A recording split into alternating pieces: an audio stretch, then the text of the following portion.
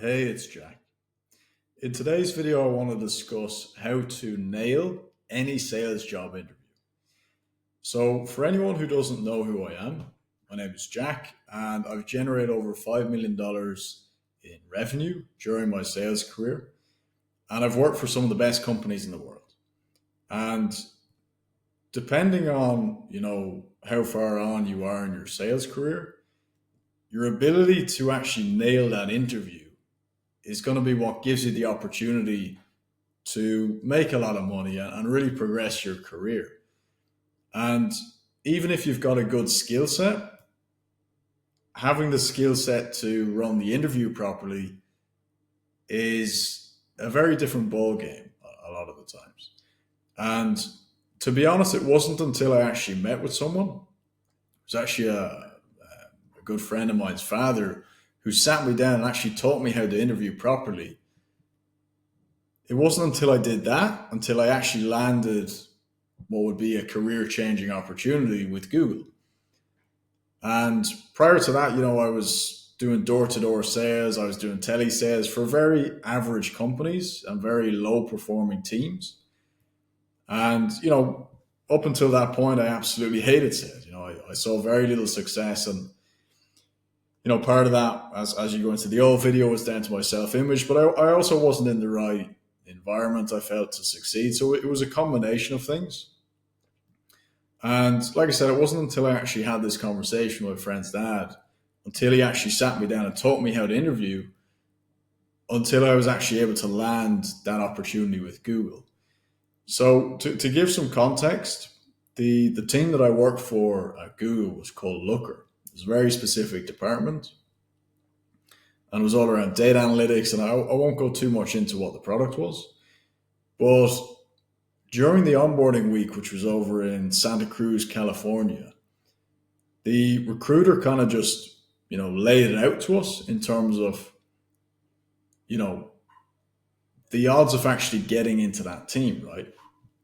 And it was only until she actually went through the stats that I kind of realized, wow, like I really am blessed to have this opportunity. So she broke down the numbers, and it was something like 80,000 people had applied over I think it was a 5 year period at that stage. So the company was a bit more developed. And out of those 80,000 people, I think something like 30 or 40% were direct referrals from people who were already in the company. And then I think another 40 or 40 or so percent, were from actual direct outreach from the recruiter, so people being headhunted. And then the remaining 20% or 10%, I can't remember the exact number, was the category that I fell into, where there are cold outreaches, cold applications with no direct contacts in the company. And that was really the category that I fell into, like I said. So, once you kind of break down those stats, in terms of the volume of people that had applied over the years, and given the fact that I didn't have any referrals, I wasn't being headhunted, my chances of actually landing this opportunity as someone who was only 6 months into a sales career with not a lot of success, if I'm being totally honest, was very, very slim. And I think if I knew those odds going into it, I probably wouldn't have had the same level of confidence. But anyway, I'll kind of get into it a bit more. So once I actually learned how to interview properly, that was what changed everything for me. And that's really what I want to discuss in today's video. And there's really a few key components to being able to successfully interview that I was completely naive, completely unaware of. And the first thing comes down to your personal statement, right? So whenever you enter an interview for the first time, typically the interviewer is going to ask you to tell them a little bit about yourself. And 99% of people aren't prepared to answer this question in a very tight, polished, specific way that's going to give them the ability to dominate the entire interview and flip the script. Because what this personal statement really is it's an opportunity for you to steer the entire rest of the interview into a direction where you're prepared for 80% of the questions they're going to ask you. So, how you actually prepare that personal statement and how I personally prepared it is by turning it into a 60-second elevator pitch about you as a professional. So, excuse me, I can remember at the time I went through in that 60-second pitch my experience so far, the results, that's really the key part here, the results and achievements that I had achieved, not only professionally from a sales standpoint and other work experience, but also from a personal standpoint. At the time I was very into my endurance sports, and I'd done some long distance, very challenging things. And also any other work that you've done over the years, like voluntary work, all of this matters, but it's about putting it into an elevator pitch, almost like a sales pitch of yourself that highlights your top achievements at a very high level and builds them into a story where as soon as they ask that question, okay, tell me a bit about yourself, you can just hit them with result, achievement, and really just set yourself apart from anyone else who's interviewing for that role. Because most people, and I know this because I used to do this myself, is they waffle on, oh, I'm living in Ireland, I'm from here, I've blah. And they don't deliver any real value from the get-go. Versus if you come in prepared with this sharp, to the point, results-driven elevator pitch about yourself, immediately the interviewer is going to be like, wow, I'm dealing with someone who knows their stuff here.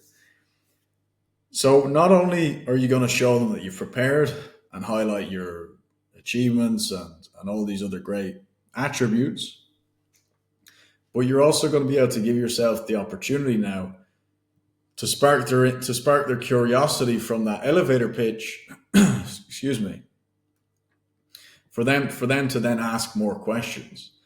And for each of those points that you've put in that elevator pitch, whether it's about a personal experience, a work experience, et cetera, you're going to have specific stories, which I'll get into in a second, lined up, structured in a very specific way. So when the interview naturally asks you more about one of those points, you're already prepared for it. And that's going to take up most of the interview. So you've basically rigged the interview in your favor. And again, guys, I know the power of this, not only because I've successfully implemented it myself, but I've also given this strategy to one of my close friends who was working with me at Google at the time, and then went on to work at Stripe. Again, a very difficult company to get into in a sales position. And as soon as he implemented this, he was like, the interviews were blown away. So I know this stuff works. I've tested on myself and others, just to reiterate that. But yeah, so that's really step one, is nailing the elevator pitch and really taking the time to craft it, to time yourself, to memorize it, and to embody it. Where on the day you don't want to be reading it, but you want to be able to spit it off as if it's coming across naturally, when in reality you've rehearsed it, you've reiterated, you've honed it home, so that as soon as that question comes, you can naturally speak about it and go through it end to end without any blips, essentially. So step two then in the preparation really comes down to having a very specific structure around each of those points in your elevator pitch. So for me personally, let's say I was talking about hitting a certain sales achievement. What you want to do is you want to go through that story in a structure called the STAR format, which stands for situation, task, action, result. But where most people get it wrong is they start with the situation, and that kind of can lead to losing interest from the interviewer side. So you want to flip it on its head. You want to start with the result and then go through the situation, the task, the action, and then back to the result. It's almost like in advertising, you have the hook. Having the result is really what's going to hook them in. And the result is what you're going to mention in your elevator pitch. It's all about results, results, results. So whenever you're preparing that story, you want to kind of structure it in that way. So let's say you hit your sales target for the first quarter of the year. That's the result. What was the situation? You were assigned to hit this specific target for this specific quarter, for this specific territory. And that was the situation that you were in. And obviously that leads into the task. You can kind of divide that up. And then you break down the specific actions that you then would take, that you took to achieve that specific result. Okay, so again, result, hit your sales target, situation. Maybe you can elaborate on the challenges that you were faced with in that situation. Maybe the lead flow was a little bit tight, so you had to do outbound marketing. And that kind of ties in with the action. So it's all about how you achieve that result. That's really what I'm trying to say. But the most important thing is to highlight the result first in your pitch. And then when the interviewer says, okay, tell me more about when you hit your specific sales target for last quarter, you can then go into the specific situation that you were in, the details of hitting that target and the actions that you took to successfully achieve that result. So hopefully that makes sense. Again, I'm not doing any scripts with these videos anymore, so it's all, there's no notes. It's all being recalled in real time. So yeah, that's really step 2 then, is having all of your stories prepared in a very specific way. So you can then elaborate on them when the interviewer actually asks you as a follow-up to you mentioning that in your elevator pitch. So step 3 then is all about body language. So it's really important whether it's an in-person interview or it's a digital interview, which I'd imagine nowadays a lot of people are looking for remote sales work. It's important that people can actually see your hands.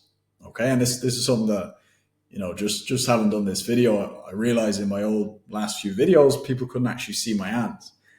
And that makes it a lot harder for people to trust you, because when it comes down to a role as crucial as adding a new sales rep to your team, trust is very important, right? Especially because if you think about it logically, I mean, as a sales rep, you're responsible for driving revenue in the business, and that revenue pays for everybody else's salary and compensation. It basically moves the entire business forward from a growth standpoint.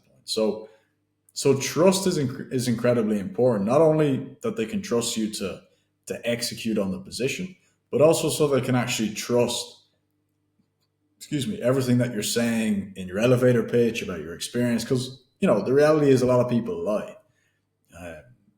That's just the world we live in.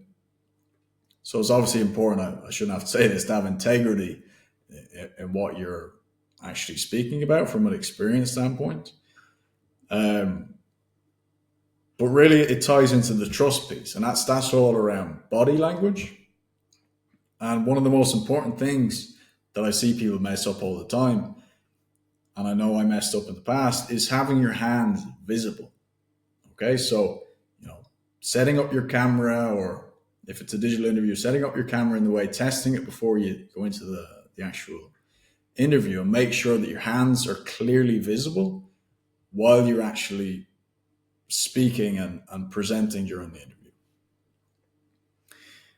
And that's probably the most important part. I mean, there's a lot that I could go into in terms of body language. Obviously, eye contact is a big one. So making sure you're looking into the camera, into the lens of the camera, and not just at the screen, right? Because in order to create a connection with you and the interviewer, it's really important that they feel like, again, going back to the trust thing, that they can trust you. And another big part of that is making eye contact. And a lot of people, like I said, make that mistake of, looking at themselves on screen or looking at the interviewer on screen, but you miss that eye contact and that connection between you and them, which is super, super important. Now, so that really summarizes body language. Like I said, there's a lot that I could go into there, but those are the two biggest things. The next step then is about whenever the interviewer asks you a question. So the big thing that you want to do is you want to make the interviewer feel good about themselves. People are egotistical. People like to do business with people they like. And if you can be more likable than the guy down the road or the next guy that comes in who's maybe a bit arrogant, a bit egotistical, but has a lot more sales experience, they're going to choose you, because a big part of getting hired for a sales role for these top companies is culture, right? Culture is everything. That's why it's so hard to get into Google, right? They have this thing called, it sounds a bit cringe, like called googliness. But really what that refers to is the culture. They really want to protect that culture over everything, because all it takes is one bad egg to kind of pollute the entire sales team. And that's going to obviously have an impact on revenue. So they'd rather have someone who's a good culture fit, but maybe has less experience, who can then adapt and take in those skills over time. So being likable is super important. And one thing to keep in mind in terms of likability is to obviously build that rapport with the interviewer whenever they ask you a good question, right? So let's say they ask you a good question. What I've done in the past, and very successfully, is just say, I'm so glad you asked that question, or fantastic question, great question. Just constantly reinforce that you appreciate the questions that they ask you, because that will come across in the interview where they're like, oh, I like this person.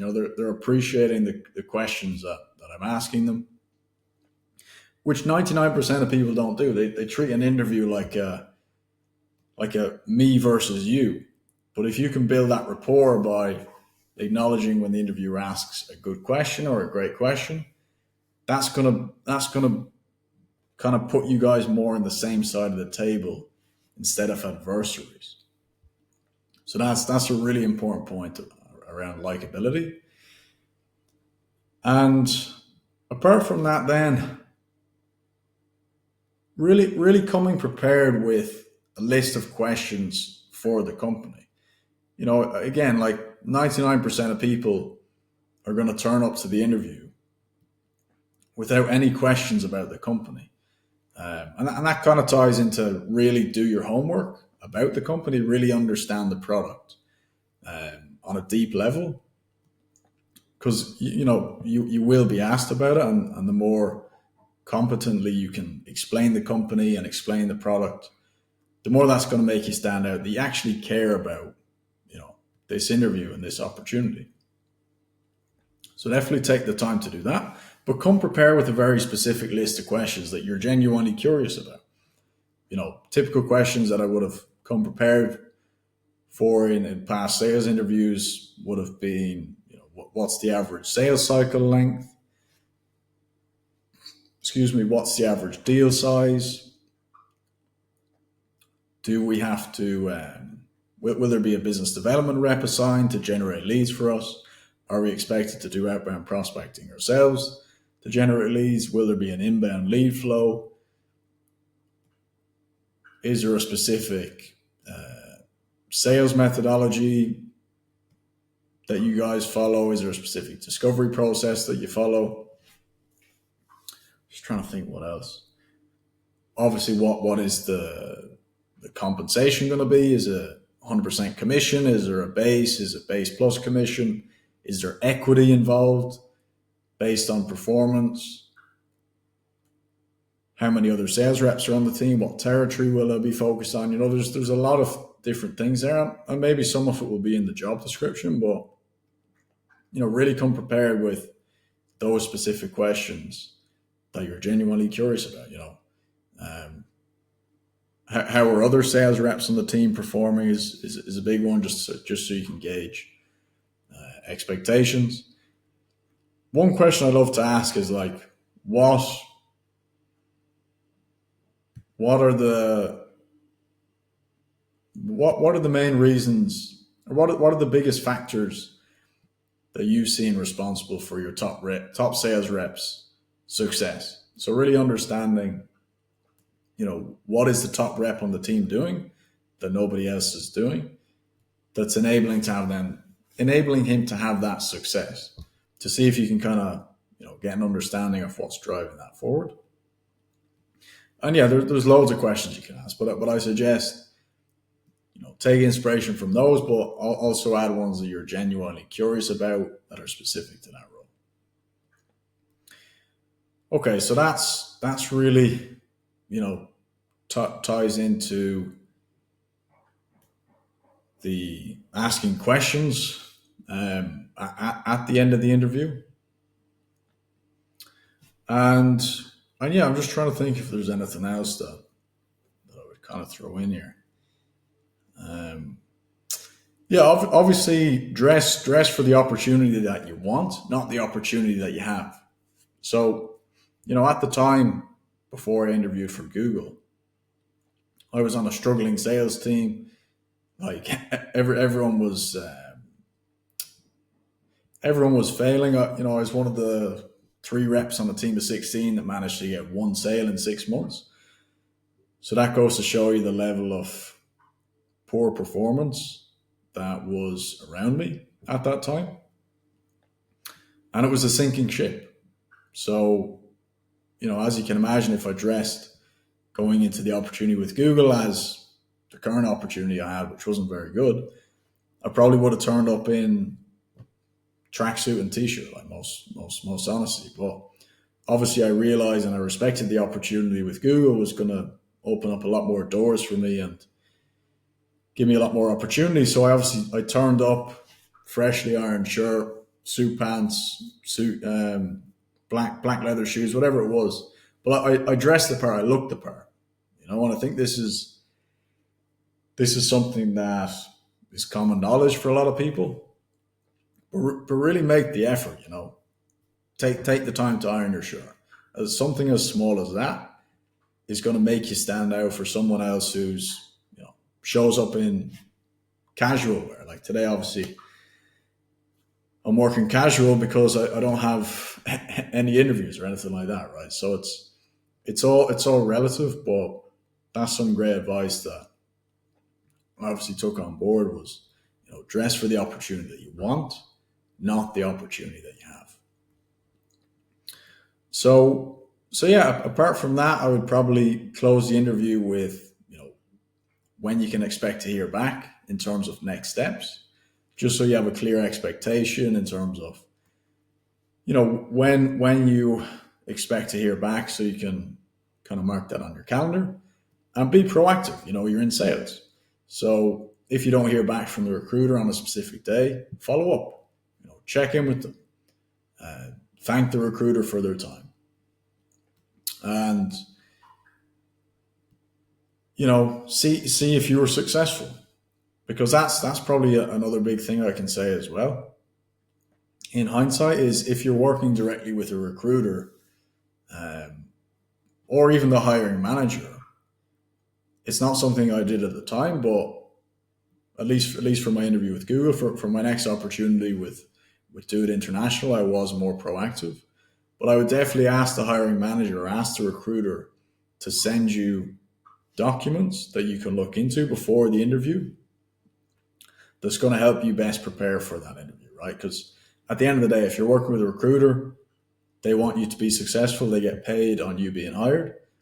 But also with the hiring manager, they want to do as few interviews as possible, just from a time standpoint, to find the right person. So, I really close with this. See the interviewer as someone who's on your side and not as some sort of, us versus them scenario. Because it can feel quite intimidating sometimes on these interviews, but, realize they want the best for you so that they can obviously, achieve their goals. So yeah, that's really it. There's quite a lot of information to digest there, but I could honestly say that before I learned about this strategy and these principles to interview, I was getting turned down left, right, and center, and I was left with very mediocre opportunities, which I knew were way below what I was capable of. So yeah, hopefully you found this helpful. In terms of, yeah, well, actually, do you know what? The only other thing I'm going to say, and then I'll wrap it up, is because obviously, as you can see with the trend with these videos, is I tie self image into it a lot because in hindsight, that's more responsible for anything than any strategy or tactic that you can ever receive online, right? But if you can tie self image into what I've just explained, you're going to blast the competition out of the water. So just to wrap up then in terms of self image, what I would do finally is I would practice doing the interview in the theater of your own mind via visualization for, anywhere from 10 to 30 minutes every morning leading up to the interview. And I would imagine yourself going through your personal statement, answering questions, showing up in a confident way, seeing the interview go successfully, seeing you being offered that opportunity. And it kind of, echoes probably what I said in my last video, that the subconscious mind does not know the difference. Your whole nervous system doesn't know the difference between a real interview and one that you've imagined and run in the theater of your own mind. So, absolutely, 100%, practice the interview, see the interview happening, start to end in your own mind until you can close your eyes and see it going exactly how you want it to go. It's been used by world-class athletes, this technique. It's been used by some of the most successful entrepreneurs in the world. It works. So that's really what I wanted to wrap it up with, is bring self-image into it, because self-image is the greatest determinant of your success beyond everything. And if you found this video helpful, I'd love to invite you to join my free school community, where I'm going to be posting more exclusive content around the topic of self-image. And yeah, I hope to see you there.